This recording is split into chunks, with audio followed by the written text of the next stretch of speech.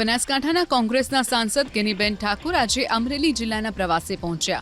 સૌથી પહેલા ગેનીબેન ઠાકુરે વિટલાપુર ગામે પહોંચી લીટરકાંડમાં ફસાયેલ યુવતી પાયલ ગોટી અને તેના પરિવાર સાથે મળી ગેનીબેન ઠાકુરે ન્યાય અપાવવા લડવાનું આશ્વાસન આપ્યું। સાથે જ ભાજપ પર શાબ્દિક પ્રહારો કરતા કહ્યું કે ભાજપ લોકશાહીમાં માનતી નથી। ચૂંટણી આવે એટલે કોંગ્રેસના કાર્યકર્તાઓને ધમકાવવા, ફોર્મ પરત ખેંચવા પોતાના ઉમેદવારોને બિનહરીફ કરાવે છે, પરંતુ નગરપાલિકાની ચૂંટણીમાં કોંગ્રેસને જરૂર આશીર્વાદ મળશે।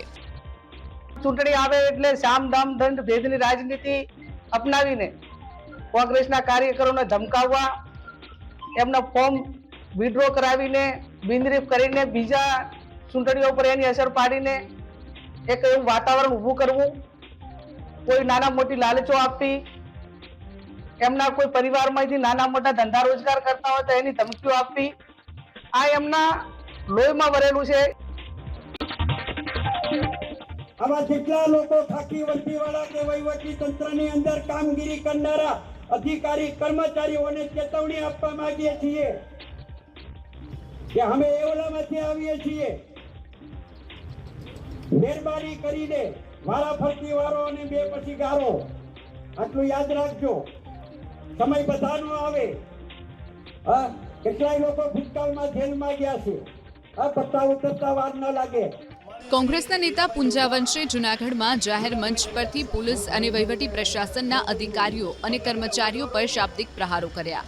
ધમકીભર્યા શબ્દોમાં પટ્ટા ઉતારતા સમય નહીં લાગે તેમ પણ જણાવી દીધું।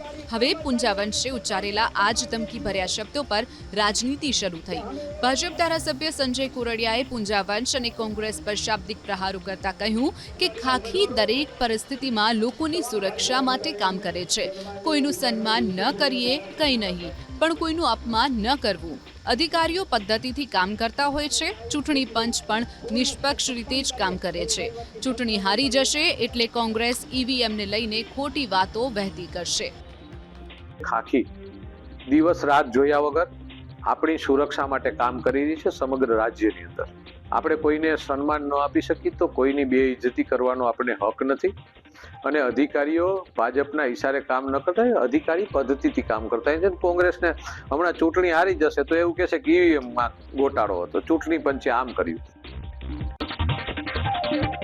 ભરૂચ જિલ્લાની આચોર જિલ્લા પંચાયતની પેટા ચૂંટણીમાં આરોપ પ્રત્યારોપની રાજનીતિ। આચારસંહિતા હોવા છતાં તાલુકા પંચાયતના કર્મચારીએ આવાસ યોજનાની સનદની નકલ ભાજપ તાલુકા પ્રમુખને આપી હોવાનો કોંગ્રેસે આરોપ લગાવ્યો। એટલું જ નહીં, ભાજપના તાલુકા પ્રમુખે ચૂંટણી પ્રચારમાં સનદની નકલ વહેંચી હોવાનો કોંગ્રેસે આરોપ લગાવી ફરિયાદ કરી। ભાજપ તાલુકા પ્રમુખ દીપકભાઈ ચૌહાણ એ તાલુકા પંચાયતમાંથી સનદની નકલો લઈને આમોદ તાલુકાના મગરોળ ગામે લોકોને મતદારોને પ્રભાવિત કરવા માટે તથા પ્રલોભન આપવા માટે ગયા છે, તેનો અમે સખત વિરોધ કરીએ છીએ। તો બીજી તરફ ભરૂચના સાંસદ મનસુખ વસાવાએ કહ્યું કે કોંગ્રેસ હારી રહી છે એટલે આવા ખોટા આરોપો લગાવે છે। આ તો પણ તદ્દન આ એમની વાત ખોટી છે। આજે હારવાના છે, આમ આદમી પાર્ટીના હોય કે કોંગ્રેસના લોકો હારવાના છે અને હાર એમને નક્કી દેખાય, ક્લિયર દેખાય છે। હાર તે બેબાકડા થઈ ગયા છે, અકળામણ એમને છે, એટલે ખોટો આક્ષેપ કરે છે। કરજણ નગરપાલિકાની ચૂંટણીમાં હવે તમામ રાજકીય પક્ષો ડોર ટુ ડોર પ્રચાર કરીને મતદારોને રીઝવવા પ્રયાસ કરી રહ્યા છે। ડેડિયાપાડાના આમ આદમી પાર્ટીના ધારાસભ્ય ચૈતર વસાવા બાદ આજે ભરૂચના સાંસદ મનસુખ વસાવાએ કરજણમાં ડોર ટુ ડોર પ્રચાર કર્યો। વોર્ડ નંબર 7માં સાંસદ મનસુખ વસાવાએ કાર્યકર્તાઓ સાથે ભાજપના ઉમેદવારોને જીતાડવા મતદારોને અપીલ કરી। એટલું જ નહીં, ડોર ટુ ડોર પ્રચારમાં સાંસદ મનસુખ વસાવાએ આમ આદમી પાર્ટી અને કોંગ્રેસ પર પણ શાબ્દિક પ્રહાર કર્યા। કોંગ્રેસ અને આમ આદમી પાર્ટી જૂઠાણું ફેલાવતા હોવાનો પણ આરોપ લગાવ્યો। આ સાથે જ દિલ્હીમાં મુસ્લિમ સમાજે ભાજપને પ્રત્યક્ષ કે પરોક્ષ રીતે મદદ કરી હોવાનું મનસુખ વસાવાએ નિવેદન આપ્યું। સ્થાનિક સ્વરાજની ચૂંટણીમાં બળવાખોરો વિરુદ્ધ હવે ભાજપ અને કોંગ્રેસે સસ્પેન્સની કાર્યવાહી શરૂ કરી છે। મહીસાગર જિલ્લાની લુણાવાડા, સંતરામપુર અને બાલાસિનોર નગરપાલિકામાં પક્ષ વિરુદ્ધ જઈને અપક્ષ અથવા તો અન્ય પક્ષમાંથી ઉમેદવારી કરનાર 21 હોદ્દેદારો અને સભ્યોને પ્રદેશ ભાજપની સૂચનાથી જિલ્લા ભાજપ પ્રમુખે સસ્પેન્ડ કર્યા।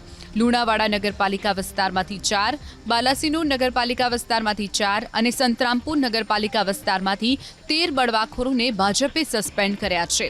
તો આ તરફ જિલ્લા કોંગ્રેસે પણ નગરપાલિકાની ચૂંટણીઓમાં અપક્ષ ઉમેદવારી કરનાર 6 બળવાખોરોને પક્ષમાંથી સસ્પેન્ડ કર્યા છે.